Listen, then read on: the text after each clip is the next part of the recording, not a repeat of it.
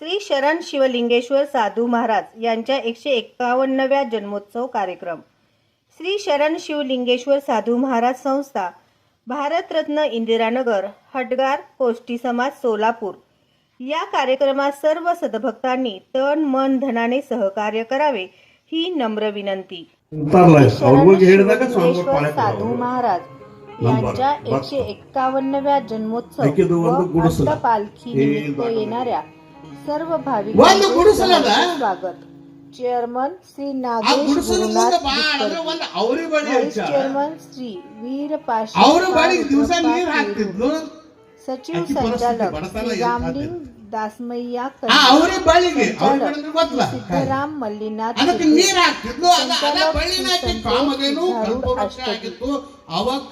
संचालक विषय शंकरप्पा केरूर, संचालक श्री रामलिंग गुड्डप्पा मेत्रे,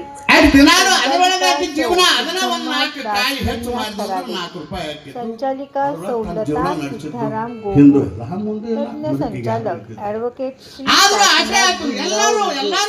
तज्ञ संचालक मल्लिकार्जुन परमेश्वर खराडे. स्वागतोत्सुक श्री सिद्धारूढ नागरी सहकारी पतसंस्था मर्यादित, सोलापूर. सत्य विजय न्यूज, मलैया स्वामी. ಪ್ರಸಾದ್ ಕುಮಾರಿ ಆಯ್ತಲ್ವ, ಒಂದು ತಿಂಗಳೈತೆ, ಒಂದು ದಿವಸ ಬರೋಣ. ಯಾಕೆ ಬರ್ತೀರಿ ಎಂಬುದು ಹೇಳ್ರಿ. ನಾ ಬಹಳ ಬಡಿಬೇಕ, ಇದ್ದದ್ದ ನನ್ನ ಮನ್ಯಾಗ ತಿನ್ಬೇಕು. ನೀವು ಅದು ಬೇಕು ಇದು ಬೇಕು ಅಂದ್ರೆ ನಮ್ಗೆ ಸಿಗೋದಿಲ್ಲ. ಭಾಳ ಅಂದ್ರೆ ಒಂದೆರಡು ಬೆಳಜಾಡು ರೊಟ್ಟಿ, ಅటు ಪುಂಡಿ ಪಲ್ಯ, ಅವ್ರಿಗೆ ಕಾಳು ಪಲ್ಯ, ಇದನ್ನ ಬಿಟ್ರೆ ಏನಿಲ್ಲ. ಅನ್ನ ಅದು ಬೀಡಿರಿ. ಮಾತು ಬಡವ್ರ ಮನೆಗೆ ಭಾಗ್ಯದ ಲಕ್ಷ್ಮಿ ಬಂದಂಗೆ ಆತಲ್ರಿ. ಬಡವ್ರ ಮನೆಗೆ ಅಪ್ಪಗಳು ಬರ್ತಾರ ಅಂದ್ರೆ ಬಹಳ ಖುಷಿಯಾಗಿ ಎಲ್ಲರಿಗೂ ಹೇಳಾಕೈತಿಲ್ಲ, ನಮ್ಮ ಮನೆಗೆ ಶರೀಫ್ ಬರ್ತಾನಂದ. ಸೋಮವಾರ ದಿವಸ ನಮ್ಮ ಮನೆಗೆ ಊಟಕ್ಕೆ ಶರೀಫ್ ಬರ್ತಾನಂದ. ಯಾಕೆ ಮತ್ತೆ ಬರ್ತಾನ ಅಂದನ್ಲ, ಅದ ಬರ್ತಾನ ಅಂದದ ಮತ್ತೆ ಹೇಳಕ್ಕೆ ಬಂದಾನೆ ಅಂದು. ಏನತ್ತಂದ್ರೆ, ನೀ ಪುರಾಣಕ್ಕೆ ಬಂದನ ಅಂತ ಹೇಳಿ ನೀನು ಕೂಡ ಸಂಗೀತವ್ರನ್ನ ಇವ್ರನ್ನ ಊರೈಗಳೆಲ್ಲ ಕರ್ಕೊಂಡ್ ಬರಬಾರ್ದ ಅಂದ. ಅದನ್ನ ಹೇಳಕ್ಕೆ ಬಂದಾನೆ ಅಂದ. ಯಾಕೆ ಕಮಿಟಿ ಮ್ಯಾಲ ಹೇಳೋದ ಊಟಕ್ಕೆ ನೇಮಾದವ್ರ ತೆದ್ದರ್ಲ ನೀವು. ಹಿಂಗಾದ್ರೆ ನಮ್ಮ ಮನೆಗೆ ನೀವು ಮುರಿದಿರಿದಿರಿ.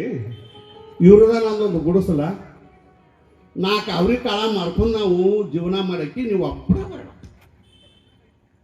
ಸರಿ ಬಂದ ತರವಲ್ಲ ತಗೇನಿಲ್ಲ ತೊಂಬೋರಿ. ಆಯ್ತು, ಆಟ ಮಾಡೋಣ. ಅವ್ರನ್ನೆಲ್ಲ ದಾಸೋಗದಾಗ ಊಟ ಮಾಡಿಸ್ತು, ನಾವು ಒಬ್ಬನ ಬರ್ತಾನೆ.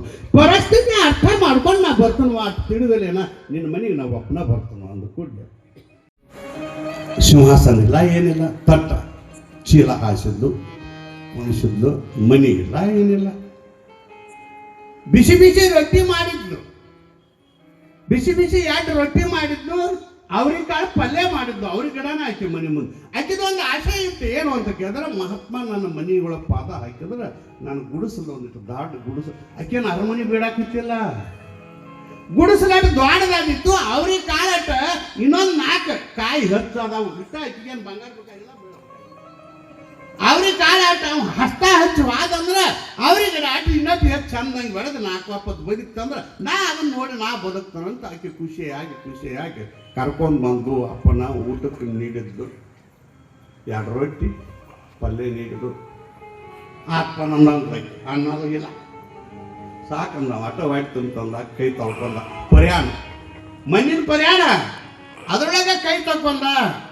ಶಿವ ತೃಪ್ತನಾದ.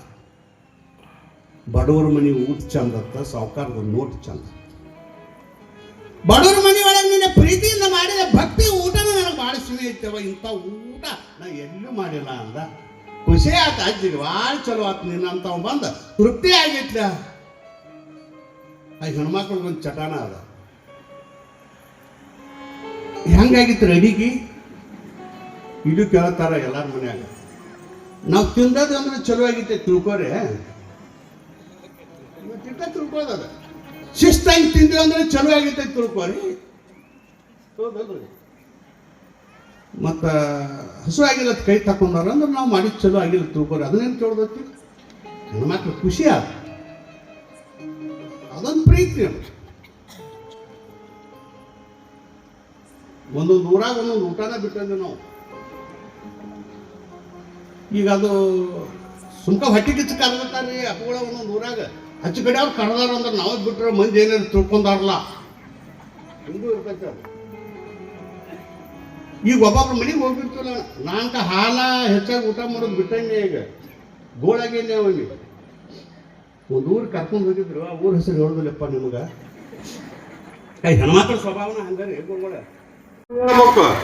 ಆವತ್ತಿಗೆ ಒಟ್ಟನ ಹಾಲು ಉಣ್ಣೋದಿಲ್ರಿ ಅನ್ನಕತ್ತೇನೆ.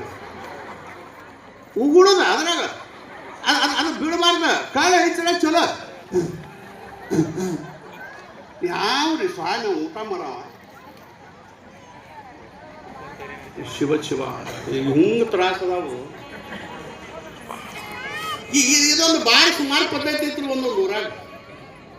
ಹೆಂಗೆ ತಿನ್ನಂಗೆ ಆಕೈತ್ರಿ ಹಾರ? ನೀವೇ ಹೇಳ್ರಿ, ನಮ್ಮ ಮುಂದೆ ಉಗುಳ್ತೀರಿ ಅದ್ರಾಗ.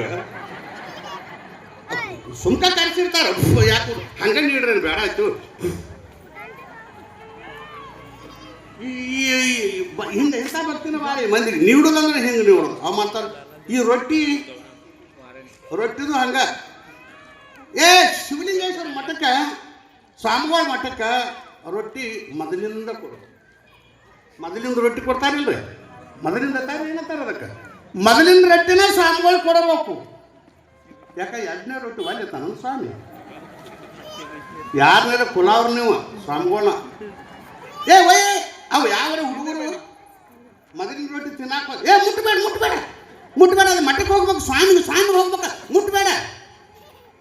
ನಿಮ್ಮ ಗತ್ತ ನನಗೆ ಗೊತ್ತಾಗೈತಿ. ಯಾಕೆ ಮೊದಲಿನ ರೊಟ್ಟಿ ಎರಡನೇ ರೊಟ್ಟಿ ಕೊಟ್ರೆ ನಿಮ್ಗೆ ಪುಣ್ಯ ಹೆಚ್ಚಾಕೈತಿ, ಒಂದನೇ ರೊಟ್ಟಿ ಕೊಟ್ರೆ ಒಟ್ಟ ಪುಣ್ಯ ಬರೋದಿಲ್ಲ ನಿಮಗೆ. ಕಾರಣ ನಿಮ್ಮ ಗಟ್ ಏನ, ಮೊದಲಿನ ರೊಟ್ಟಿ ಇನ್ನ ತೆವಿ ಕಾದಿರೋದಿಲ್ಲ. ಹೌದಲ್ರಿ? ಪಕ್ಕ ರೊಟ್ಟಿ ಸುಟ್ಟಿರೋದಲ್ಲ, ಹಸಿ ಬಿಸಿ ಇರ್ತೈತಿ, ಅದು ಉಪ್ಪಿಸ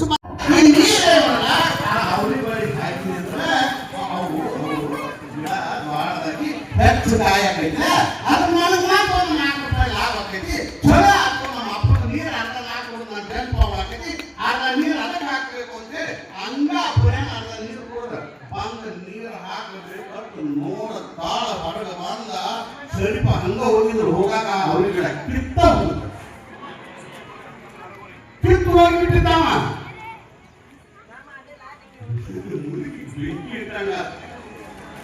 ಭಾವ ಸನ್ಯಾಸಿ